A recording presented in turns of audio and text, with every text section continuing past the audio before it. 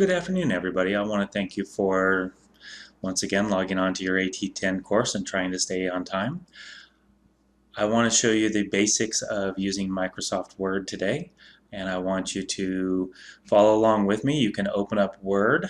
Remember how we talked about using split screens before? You can open up Word and follow along, practice, do things as I do them, or you can just watch the video and hopefully you can pick everything up just as well. But you're welcome to do either or. So as you can see on my screen here, we have Microsoft Word, just the basic empty open file. And if you need to know how to get into Word, just remember our previous videos on how to open up all the Microsoft programs, how to use your start window, as well as how to hopefully just have it on a quick link in the bottom of your screen. So once again, open up a Microsoft Word file and let's get beginning.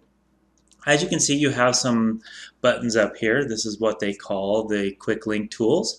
You have your Microsoft Word that tells you which program you're using. You have a save button. You also have a print button, and you also have the option to customize this and have anything you want on here. That makes your life a whole lot easier if you have options that you use on a regular basis that you want to use quickly, easily, without having to press any buttons. And along here we have our tabs, which is our File tab, our Home tab, our Insert, Design. As you can see, each one has different functions that you can use. I welcome you to play around with these as we talk about it. I'm not going to go through all of them today, as over the next few units you will learn more and more as far as what these tabs do and how to best utilize them to make the best possible project for yourself. Remember, you're going to have an individual and a group project, so paying attention to all of the things that you can do and the best ways to use them is very important for you. As you can see down here within your tab, you have what we call a ribbon. And in this ribbon, as you can see me moving my mouse around, you have different options. And in your your home ribbon, you're going to see options such as paste, cut and copy. And if you remember in one of our beginning units on using Microsoft Office, we talked about some of the basic functions that you can use, such as cut and paste or text or fonts or anything like that. And then finally, with Microsoft Word, you're going to have what we call the body of your project, and that's down here. And that's just where you can type anything. I'll type some random letters here for you to see. And then you can basically adjust those using your ribbon. You can change your letters to bold. You can italicize them. You can underline them.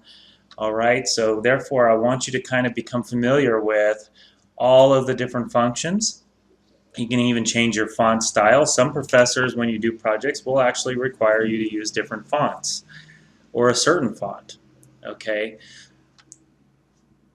Also, along the side here, one of the tests on your question is going to ask you about your scroll bar. This allows you to scroll down. Obviously, if you have more than one page in your file, you can scroll up and down using this.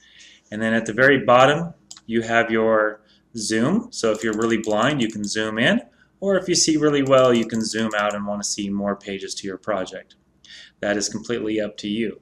One cool thing about Microsoft Word is sometimes professors will say, I want a 500-word essay. Well, down here, automatically it tells you how many words are in your essay, as well as how many pages. Okay, if your professor says, I want a 3-page paper, now you know how many pages, how many words you have. These are some of the basics in Microsoft Word, and I will be continuing after a short little break to help continue to educate you on some of the basic functions of Microsoft Word that can make your life easier.